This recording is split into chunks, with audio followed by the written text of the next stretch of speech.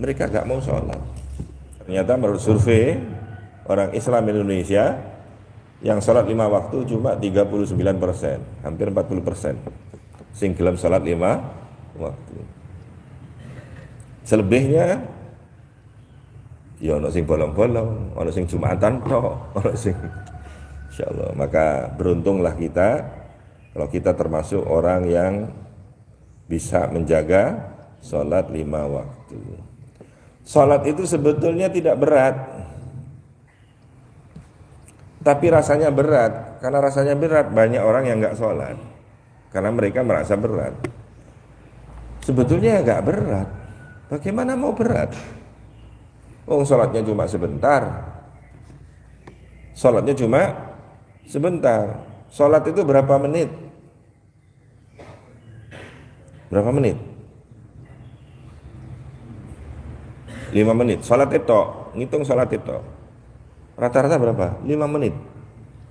5 menit itu khusyuk. Lek pakai sholat patas ya 1 menit selesai. Ini yang rata-rata. Pakai 5 menit. Saya bawa kalkulator ini, kita hitung. Sholat 5 menit. Nah kalau sholatnya 5 menit kali 5 kali sehari, berapa menit? 25 menit sehari. 25 menit sehari itu kalau 1 tahun berapa menit? Berarti dikali 365 hari. Ketemu 9.125 menit. 9.000 menit itu berapa jam? Berarti dibagi jam. 1 jam berapa menit? 60. Berarti 9.000 dibagi 60. Berarti ketemu 152 jam. Ini baru jam ya. 152 jam itu berapa hari? 1 hari kan 24 jam. Berarti 152 dibagi 24. Ketemunya 6,3 hari. Artinya kewajiban kita sholat selama setahun cuma 6 hari. Maka sebetulnya sholat itu tidak berat. Yang berat itu perasaannya, pikirannya. Supaya sholat itu ringan rasanya, maka harus sholat di awal waktu. Orang kalau sholat di awal waktu, maka akan terasa ringan. Semakin ditunda, sholat itu akan terasa semakin berat. Sholat Isya jam 7. Jam 7 sholat Isya berapa rakaat? 4 rakaat. Kalau sholat Isya dilakukan jam 9 berapa rakaat? Ya tetap 4 rakaat. Kalau sholat Isya dilakukan jam 11 malam berapa rakaat? 4 rakaat. Tapi sama-sama 4 rakaat. Jam 7 4 rakaat. Jam 9 4 rakaat. Jam 11 4 rakaat. Tapi rasanya beda. Kalau sholat jam 7 4 rakaat enteng. Jam 9 abot. Jam 11 tambah berat. Yang berat bukan karena sholatnya nambah, tetap 4 rakaat. Perasaannya itu yang berat. Kalau kamu punya cangkir, di sini kopi cangkir, kamu angkat begini, berat apa ringan? Berat apa ringan? Ringan. Ada 1 kilo? Nggak ada 1 kilo, ringan, betul ya? Kan enteng. Ini. Cuma kalau saya ngomong, iki angkatan petang jam. Kuat apa enggak? Enggak kuat. Apa yang bikin enggak kuat? Apa gelasnya berubah menjadi 100 kilo? Enggak, tetap. Apa? Tenaganya berkurang. Sama dengan sholat.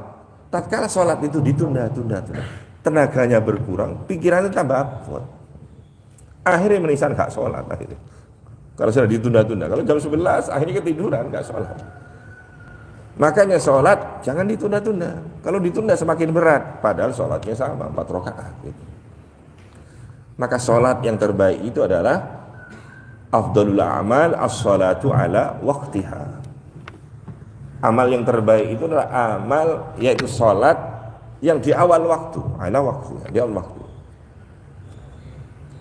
Karena tatkala di awal waktu, berarti kita segera mendatangi panggilan Allah, pun juga itu akan menguntungkan kita.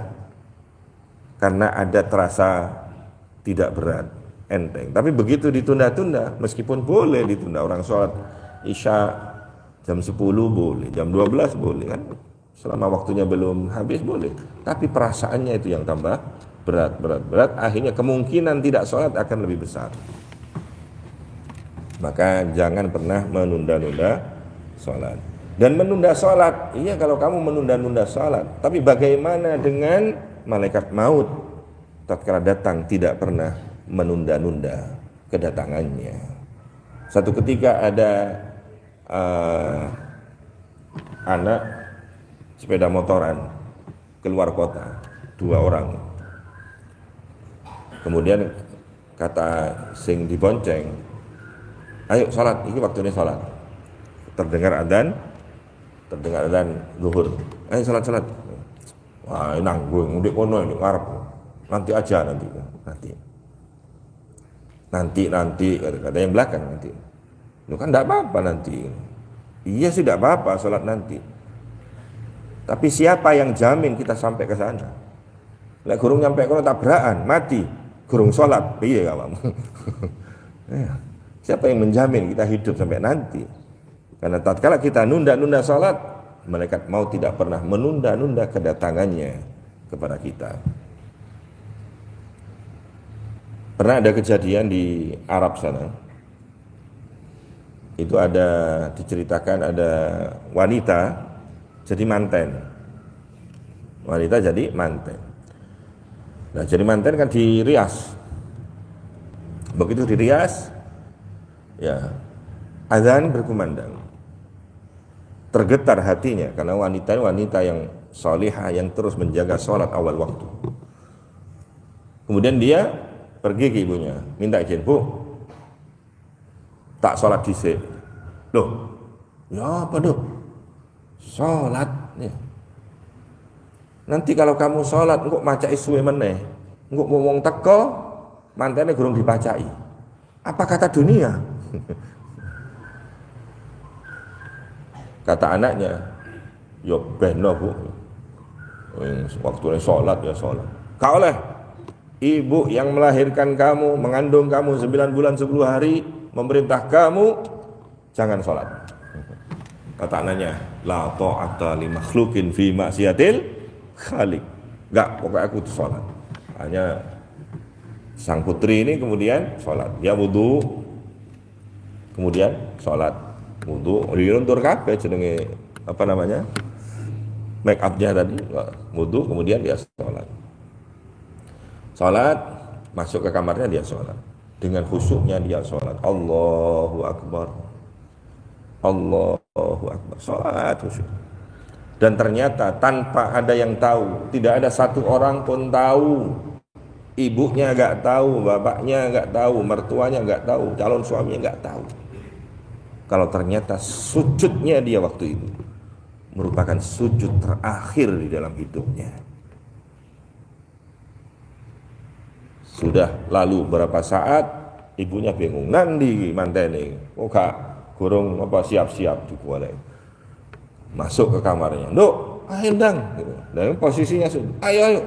Hanya kayak dikepukin, ayo, bangun, ayo, cepet.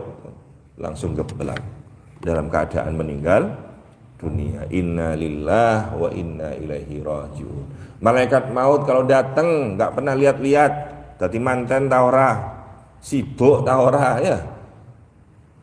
Dan malaikat maut datangnya itu senantiasa dadaan, karena tidak pernah WA kita sebelumnya. Lek malaikat maut WA pena ya, sampean sik kurang 20 tahun kas, oh santai kawan gitu kan. Maka kita sendiri harus yang siap-siap. Kita tidak tahu kapan malaikat maut datang kepada kita, maka kitanya harus siap-siap. Karena malaikat maut akan menjemput kita, siap gak siap pasti budal. Mau mati pasti budal. Maka jangan tertipu dengan usia muda. Karena syaratnya mati gak harus tua. Jangan tertipu dengan kaya, karena syaratnya mati gak harus miskin. Mau kaya, mau miskin, mau tua, muda, idza jaa ajaluhum la yastakhiruna sa'atan wala yastaqdimun.